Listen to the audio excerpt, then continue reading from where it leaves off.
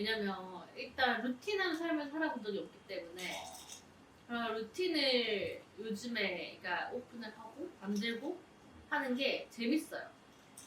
그리고 삶이 좀 건강해지는 것 같습니다. 그리고 좀 삶을 돌보려고 하게 되는 것 같습니다. 딱 출근하면은 딱 공간을 또 치우고 그리고 커피도 내려보고 그리고 숙소에 손님들이 오는 날에는 또 정리도 하고 그렇게 하는데 나름의 또 이유가 있어서 하이엔드 하우스를 만든 거니까 즐겁습니다. 그렇군요. 문을 닫아야 되군요.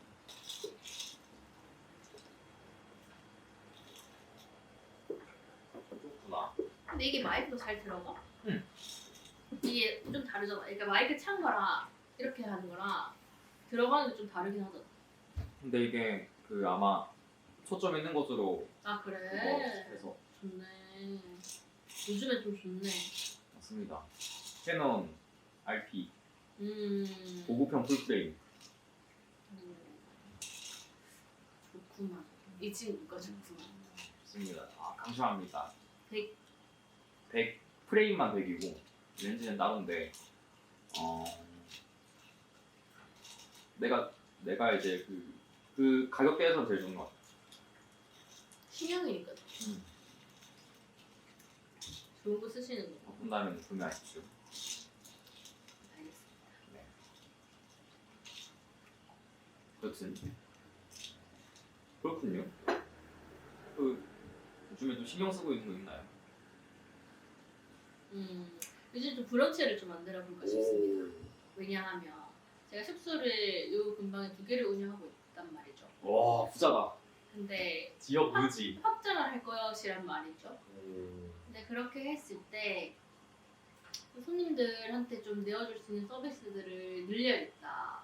내가 하이엔드 하우스를 만든 목적은 이 삼복도로에 있는 빈집들을 활용을 해서 약간 주거 모델을 만들어 보고자 했던 거지.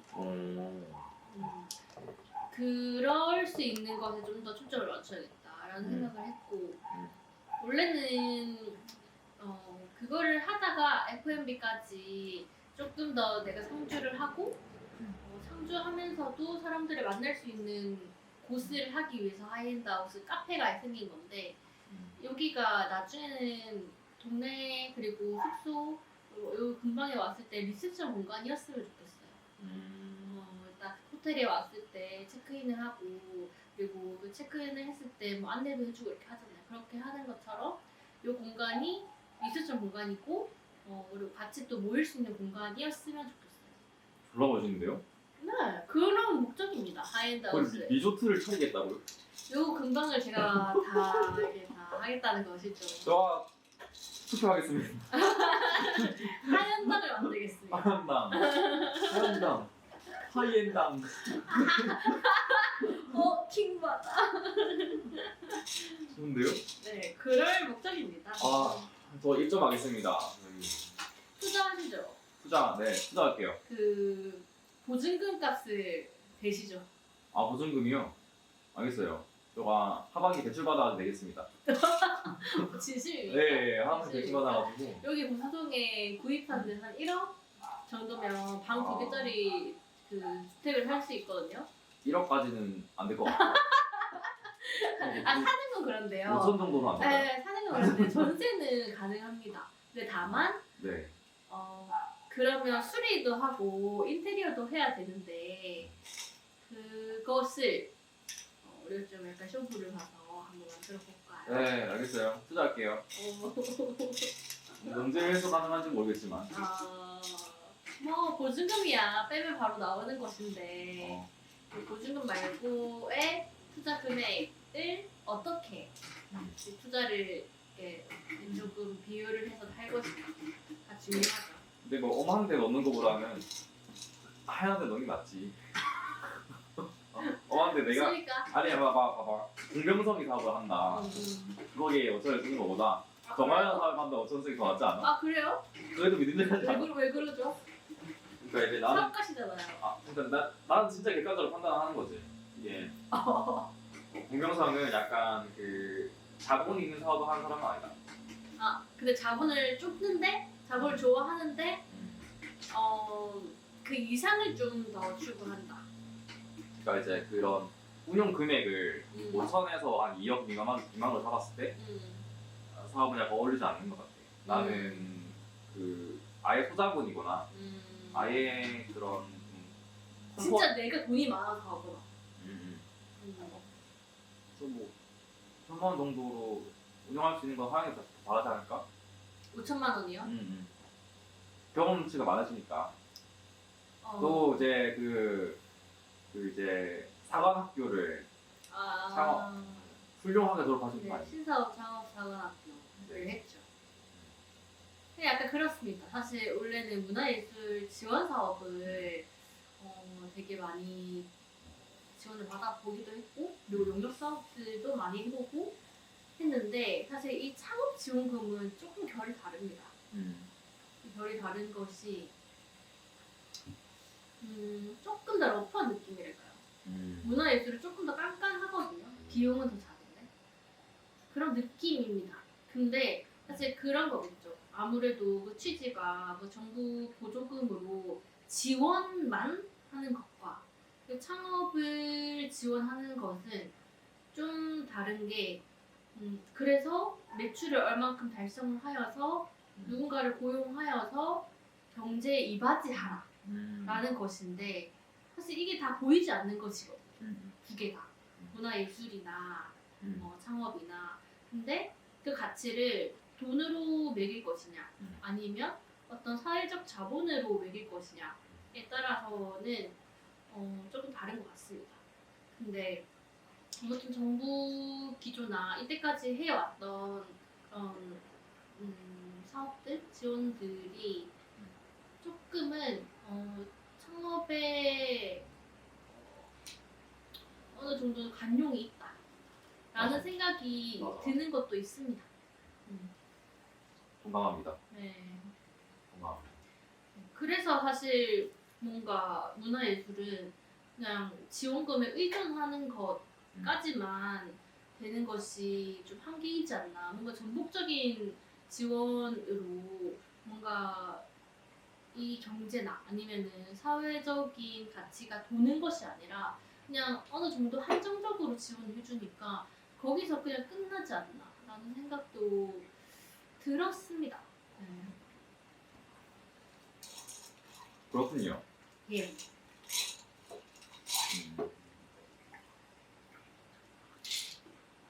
맞아요. 어떻게 생각하십니까? 약간 그래도 이 자본주의에서의 문화예술을 추구하시잖아요. 근데 그랬을 때 사실 지원 사업으로의 것과 투자의 관점으로는 이 문화예술을 바라보는 관점이 다를 것 같단 말이죠. 첫 번째, 지원을 받는 예술인 축에는 난 못 들어간다고 생각해. 진짜 이게 그 지원을 받아야 하는 사람들은 천재적인 지원을 받아야 돼요. 그러니까 그걸 아웃풋이 엄청난 사람이 엄청 날 사람? 날 사람도 아니에요. 그냥 난 사람. 난 사람이 지원을 받아야 그 예술 평균치가 올라가는 거지. 기회를 준다고 해서 나는 그게 올라간다고 생각하진 않아요. 그건 너무 좀 보수적인 관점인데 천재는 따로 있다.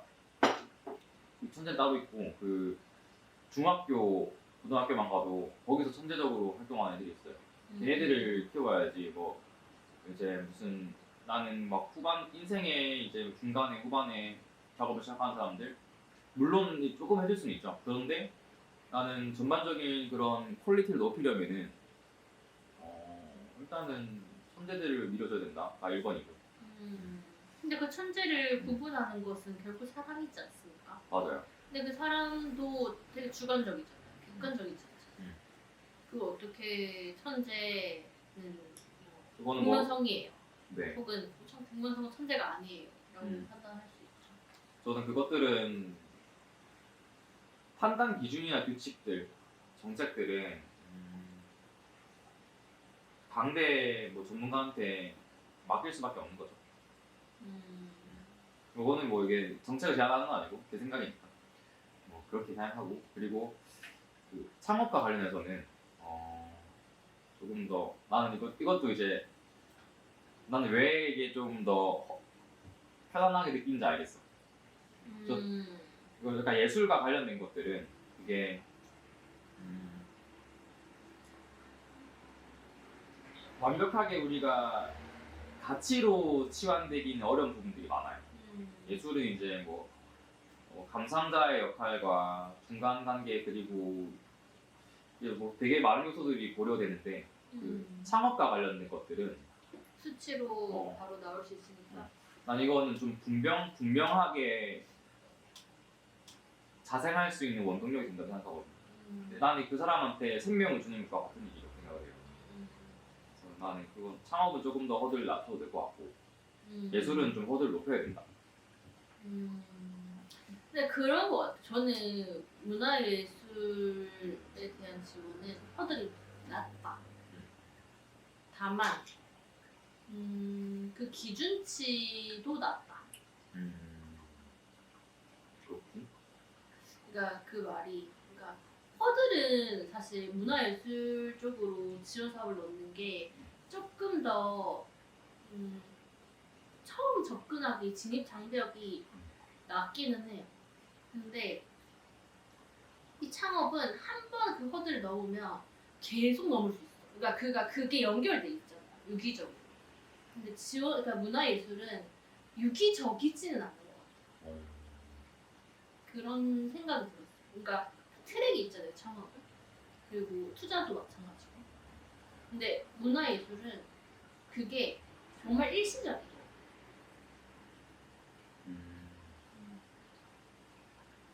창업을 하라 해라. 그렇진 않아요. 창업하고 계시잖아요. 저는 창업을 선택했죠. 훌륭하다고 생각합니다. 나는 모든 예술인들이 정하연처럼 저는 문화예술을 하지 않았는데요. 전 예술가가 아닌걸요? 인생은 정하연처럼 기획자였죠, 기획자. 그렇지. 인생은 정하연처럼 도파민 폭발하시는 공명선 씨도 멋있습니다. 감사합니다. 인생은 정하연처럼 살자. 도파민이 폭발할 수 있는 것도 본인이 그럴 만한 원동력을 가지고 있다는 것이죠. 오히려 단조로운 삶을 사니까 훨씬 즐겁습니다. 단조로워요? 단조롭지 않나? 안 단조로운 것 같은데요.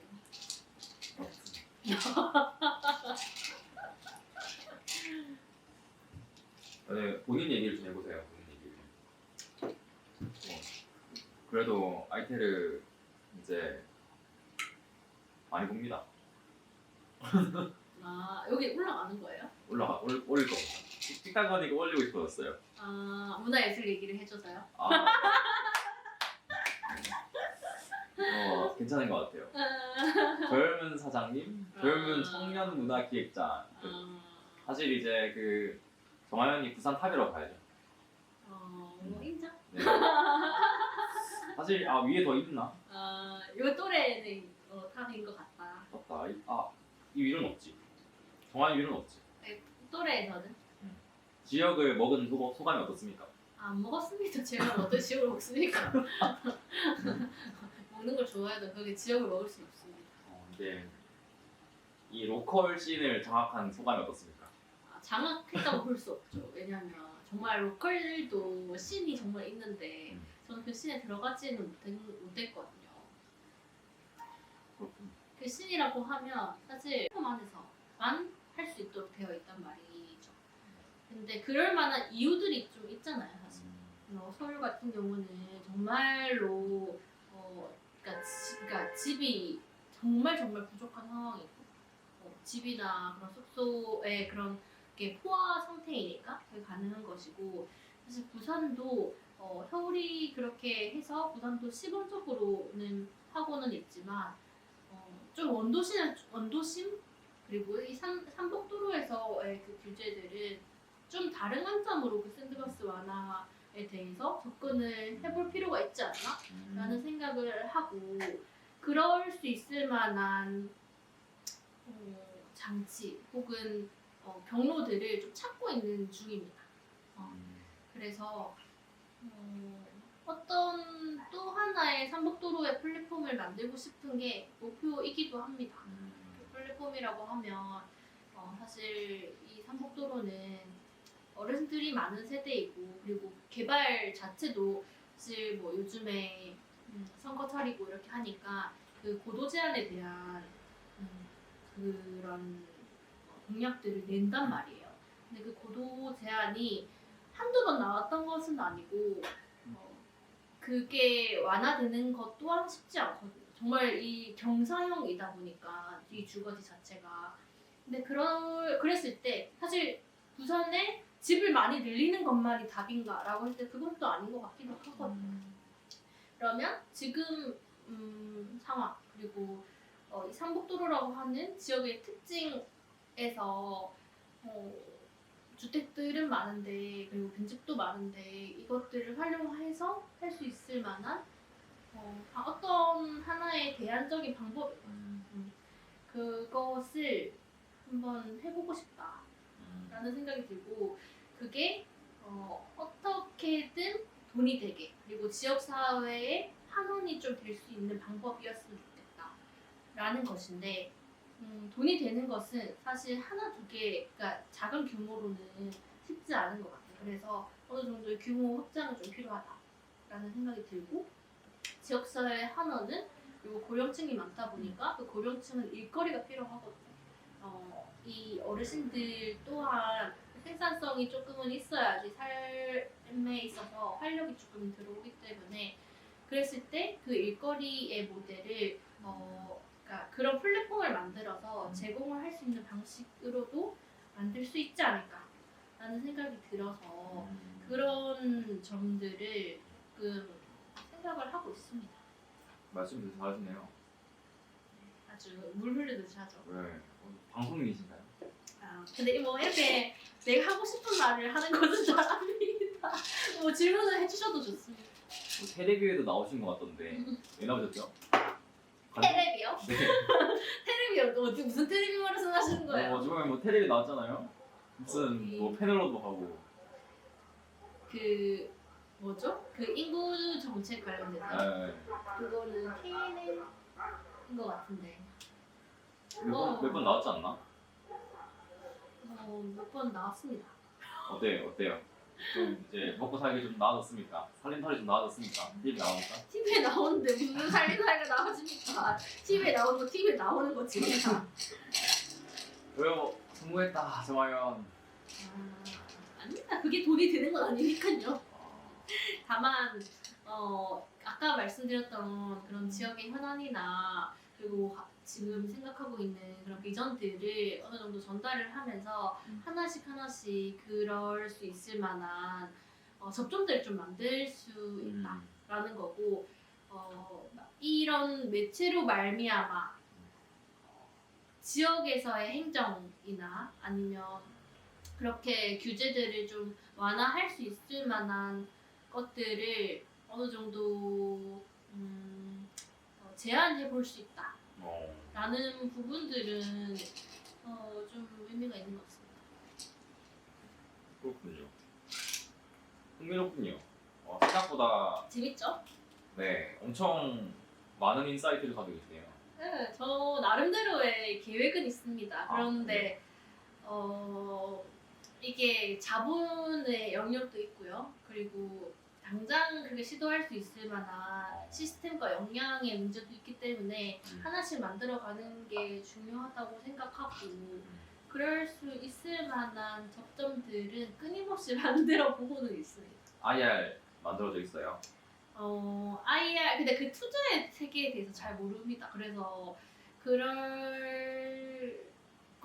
것도 하나의 또 언어라고 생각을 해서 그 언어들을 조금 습득하고 그런 방식으로도 해볼 수도 있겠다라는 생각이 듭니다. 나는 플랫폼 채널들도 지금 투자를 받고 있잖아요. 유튜브 채널도 받고 있고. 나 받고 있어? 이게 최근에 이제 그 유튜브를 성장시킨 문화예술 기업이 그 시드 투자를 받은 사례도 있고 그거 말고도 이제 IR 시인에 보면은 비슷한 BM을 가지고 투자를 받고 계신 분들이 있어요. 맞아요. 쓰십시오. 잘 쓰고 어, 투자사에 뿌리는 거지. 그런 건가요? 뿌리는 거지. 뿌리고 피드백 없으면은 전화해서 전화 받아주면은 전화 받아주면은 이제 그렇게 뭐 하나씩 하는 거죠. 근데 약간 그 금리라고 해야 되나요? 어떻게 형성되어 있습니까? 그러니까 뭐 투자를 받았어. 그러면 그 자본을 회수하는 방식이 어떤 방식이에요? 뭐 BM에 따라 다르겠지만 근데 그게 너가 아니 이제 사업자가 그것을 돈을 수금하는 방식에 따라서 주기에 따라서 달라지는 것 같은데 넌 어떻게 하는데? 그때부터 바로 주는데요. 수익 나면은? 네. 바로 주는 방식으로. 그러면 언제 정도의 기간으로 상환을 한다? 이런 조건이 있어? 보통 이제 거치 기간을 둘 수 있으면은 제한할 때. 그럼 거치 기간 두고 그 다음에 상환을 시작을 하는 거야? 그러면 어느 정도 그 이자나 그런 건 어떻게 돼? 그거는 이제 말을 잘 하기 나름인데 보통 한 10에서 15% 그치. 정도가 적절하지 않을까. 그래서 사실 투자는 큰 금액을 받는 것이 투자잖아. 사실 어떻게 대출 받는 것과 다른 것은 그만큼의 가치와 성장 비전을 가지고 받아야지 가능한 거야.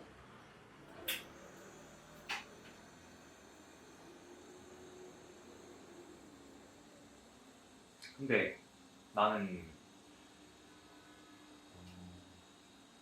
근데 만약에 수익이 그만큼 안 났어. 그러면은 어떻게 돼? 투자는 재밌는 게 투자는 대출이 아니기 때문에 갚지 않아도 돼? 갚지 않아도 되는 건 아니지만 그게 그 법적으로 그거 제재를 못하지. 투자한 거니까. 근데 투자자가 회수 못할 수도 있잖아. 그렇지. 근데 주식이랑 똑같은 거죠. 우리가 주식에 투자하잖아. 음. 주식이 내려갈 수 있잖아. 그러면 그런 거. 그러면 내려간 거지. 그치. 그것도 투자니까. 그래서 그런 투자자들도 그런 리스크를 안고 있지. 리스크를 안고 있는데 이게 뭐 저축하는 것보다 그리고 내가 직접 불리는 것보다 확실히 커진다라는 확신을 그쪽으로 주는 게 중요하지 않을까요? 그래서 이게 딱 세상 일이 다 나는 옳게 돌아간다고 생각하거든. 그래서 이게 우리가 투자에서 그런 이익금을 제한을 할 때도 터무니없이 좀 제한하는 게 아니라 우리가 이렇게 이제 성장을 해 왔으니 이 성장을 해서 그렇지.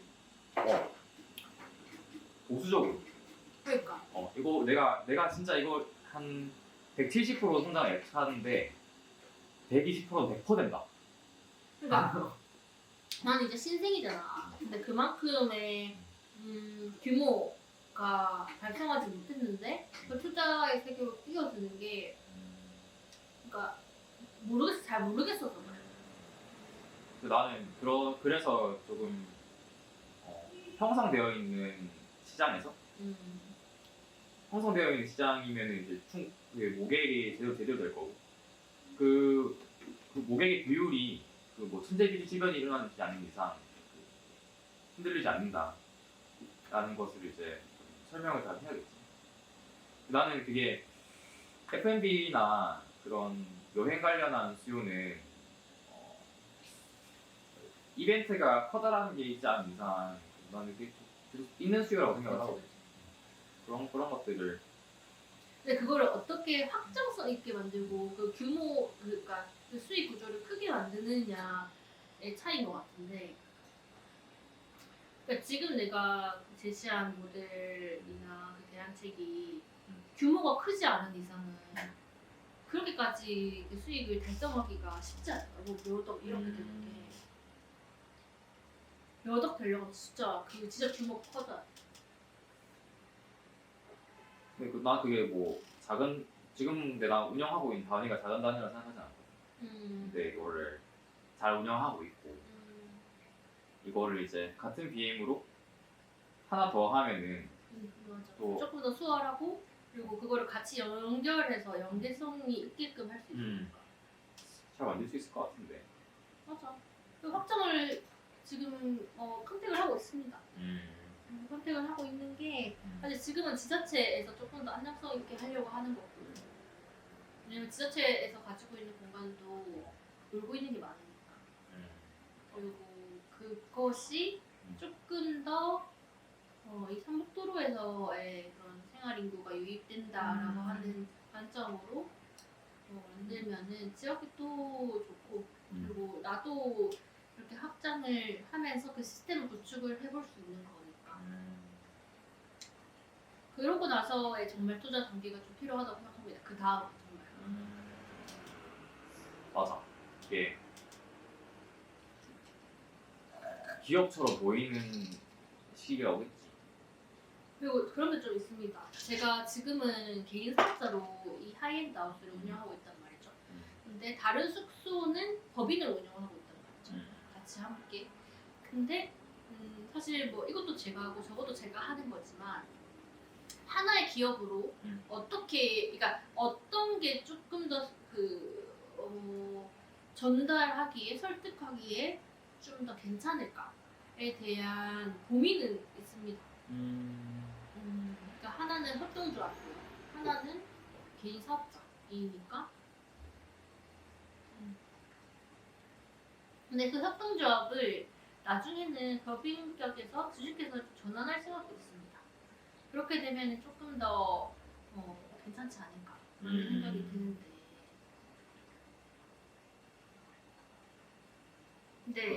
근데 뭐 하나의 또 여러 가지 단계들이 좀 있으니까 이 법인 안에서는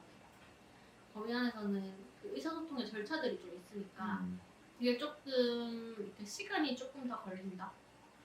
나는 개인으로서는 조금 더 빠르게 할 수 있으면 법인으로는 조금 더 규모 있게 혹은 그 체계를 갖추고 어느 정도는 그 인정을 좀 받은 상태로 시작을 할 수 있는 것 같아서 그런 나름대로 고민이 있습니다.